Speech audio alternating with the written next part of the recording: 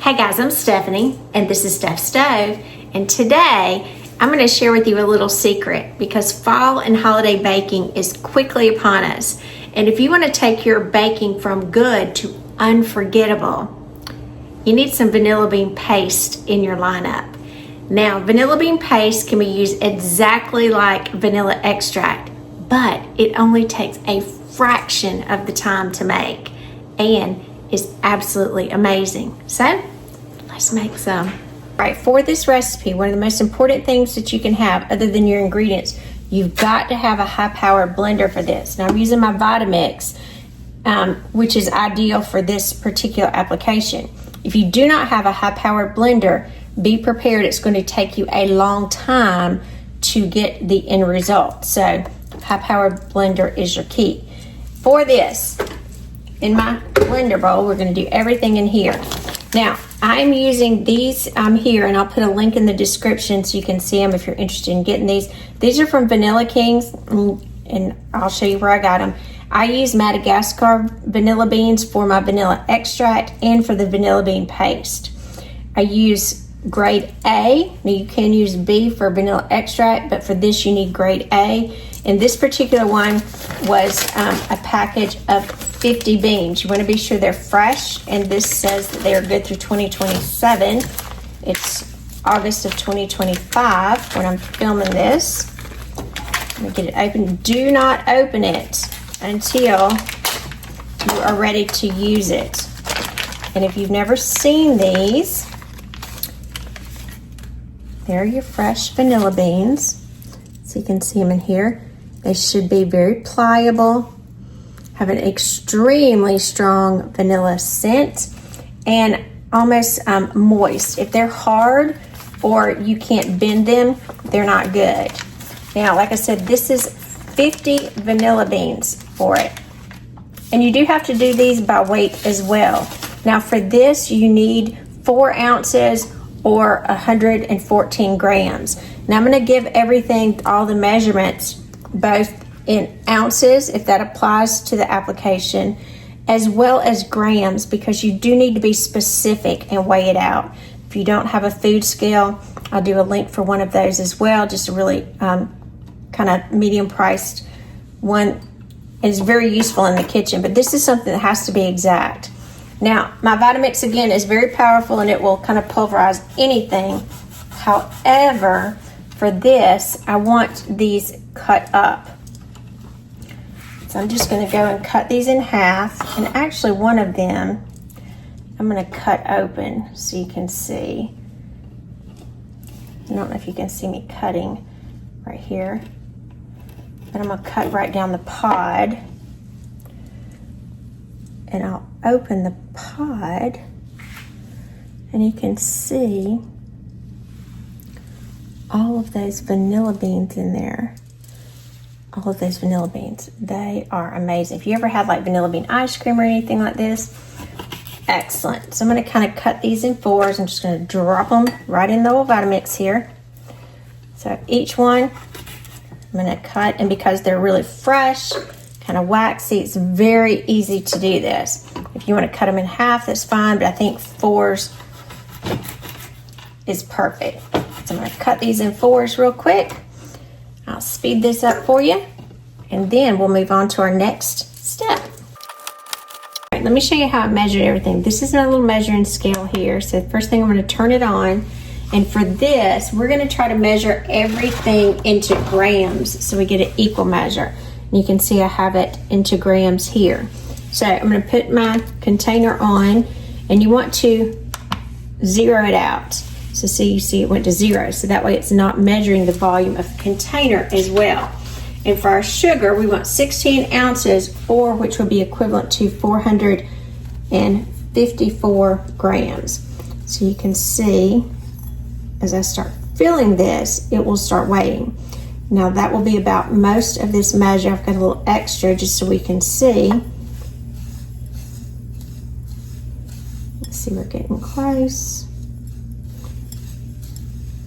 305. The clumps. 400. We need 420s. I'm gonna go a little slower. Give it time to adjust. 447, 8, 52, 3, 356. So now I'm gonna let it sit for a second. I'm gonna pull just a little bit out. We're at 455, 454. That's exactly where we wanna be. All right, and after you've cut them up and got them all in there, you'll notice your hands are covered, so you always want a wet paper towel with that, those vanilla beans as you sliced them. Your hands smell like vanilla. It's amazing.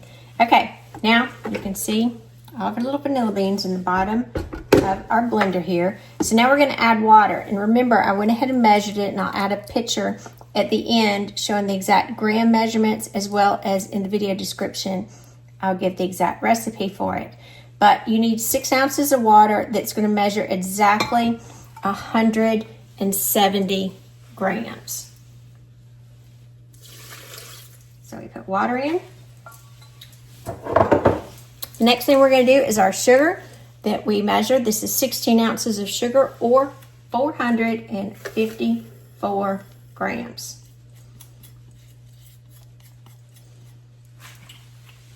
Make sure to get it all in there, and that water will start hydrating the sugar quickly. And the next thing that we're going to add is, just like with vanilla extract, you're going to add vodka to this. Now, I can't tell you a lot about alcohol. I don't drink. I'm not a drinker at all. But for this is the alcohol that I use to make the vanilla extract. It is Smirnoff vodka, and it's very important that you get alcohol that is 80 proof. And I think you can do like rum. I've never used that before, but I generally make my vanilla extract and this with the vodka. When I say 80 proof, you'll notice on your alcohol, it'll say right here how much of a percentage of alcohol. I hope you can see that. This says 40% alcohol, so if you double that, you'll see what the proof level is. This is 80 proof, exactly what we need, and that's what you're looking for. It's key. Price is not important on here. The amount of pure proof alcohol is important. 12 ounces, which will be 340 grams.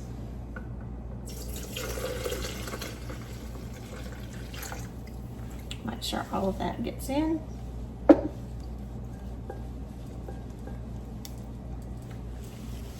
All right. Now, next thing we're going to add is corn syrup. Now, this is light corn syrup. I'm using K-Road light corn syrup. This is not the high fructose corn syrup. This is actually okay for you. This is very good. Exactly what you need. It's going to help thicken it. This is 2 ounces of it. And the 2 ounces should measure 54 grams, 57 grams. 57. I'm trying to be real sure I get every bit of that in there. Get it all. Now, to this, I'm just going to put my lid on. Now, I had one viewer when I did something before, she said, why don't you just put plastic wrap over the top of it? So I'm going to do that so I don't catch all of the vanilla bean paste in the top. So if you wonder what it is, I just put some saran wrap over the top of my lid. Make sure your lid is down tightly, and you're going to mix this, actually blending it on a high speed for about 2 minutes. So it's going to get a little loud. Here we go.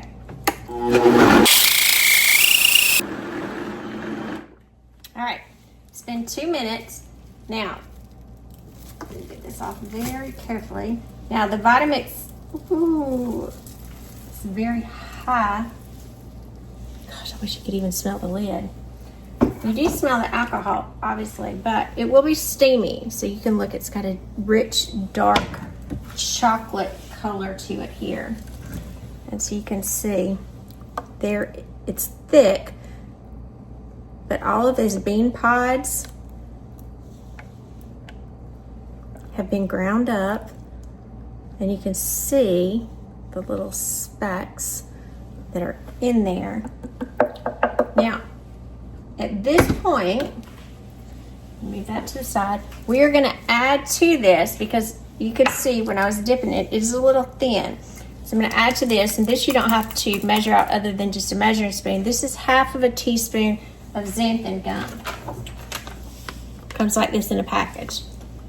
This is kind of used to thicken it. It's also used to help the vanilla beans kind of suspend through it, so that way they won't all go to the bottom, and they'll be nicely through it. So we're going to put that in, put our lid back on. So let me mix it just a little bit by hand so we don't have a little powdery mixture in there. I'm going to put this back on quickly. Now this time we're not going to mix it on high. We're going to mix it on, I would say, a low to a medium low for only about 30 seconds. So here we go. All right, there we go. Now, and like I said, the xanthan gum works to thicken it, and it also helps to get or to keep those vanilla beans nice and suspended. Now, it is a little thicker now, but it will continue to thicken as it cools. Kind of looks like chocolate syrup on there now, but it smells a lot better. All right, so now we just need to jar it up. So, be back in just a second.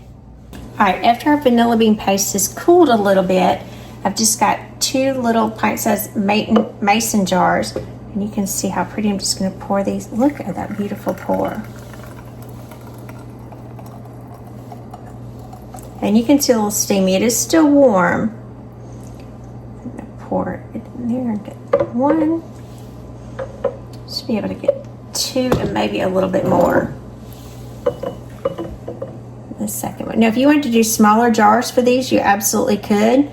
Or you could store these in here while they're thickening, and then kind of distribute them to smaller jars for gifting. There's 2, and I have a little one over here. This will be the one I'll use first.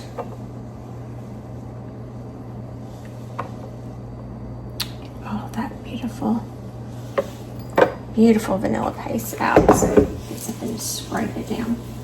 Now, as pretty as this is and as good as it smells, do not be tempted to taste it at this point, because right now it does have a strong presence of alcohol to it. I'm going to get every bit of it out.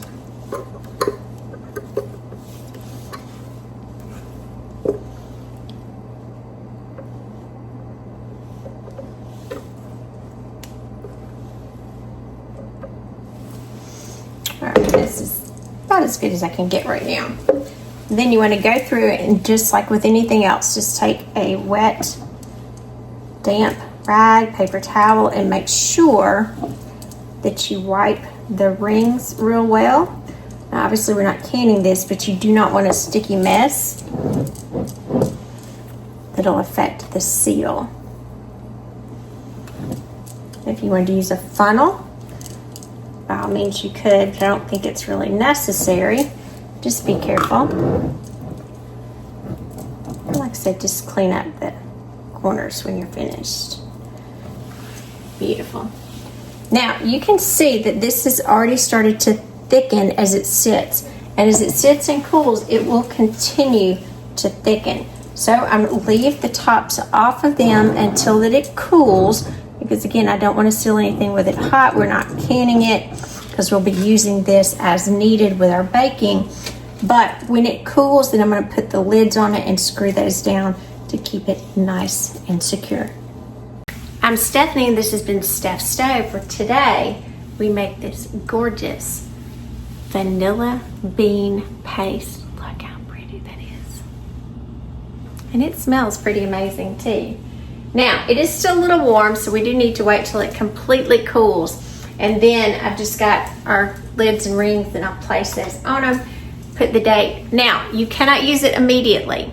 Just like vanilla extract, this does need to proof. I'll use that loosely. About 2 weeks to 30 days. So 2 weeks to a month is about as long as it needs to sit, as opposed to vanilla extract when you're making it. It's really best 6 months to a year sitting out before you can use it. So it is a lot quicker, and it will be a more intense flavor. Now, how do you use it?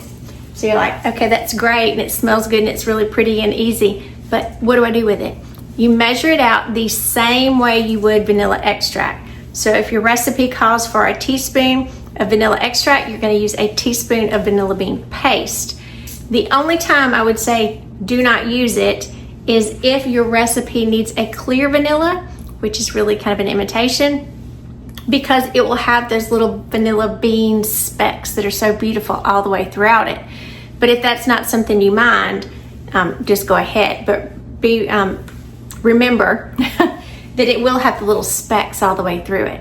And it will absolutely take your baking game from just, oh, this is good, to, oh my gosh, this is just unbelievably delish. So, perfect thing that you can make ahead for gifting for the holidays. Now this did yield, I'm trying to think of a good word for it, about 40 ounces is what it is. These are two 16-ounce containers, and this is 8, and each of them are almost full. Not quite, so I'll just guesstimate about 40 ounces. So if you wanted to do these in 2-ounce containers for gifting, that'd be an amazing gift for a baker. And really easy you could do and make your gifting stretch. Somebody would really, really appreciate it. And I guarantee you, the intense vanilla flavor will be a Southern Grandma approved. So remember, I'm Stephanie. This has been Steph Stove. Give us a thumbs up. Click that subscribe button for more great content like this. Steph Stove, we're making memories one dish at a time. Thanks for watching, guys. Have a wonderful day. Bye. Hi, guys. One quick side note I did forget to add. Now, this will continue to thicken as it cools. Now, when it's completely cool, that'll be about the consistency that it's going to thicken to. If that's a little thicker than what you desire it to be, you can thin it out a little bit with pure vanilla extract until you get the consistency you like. So, just a little side note.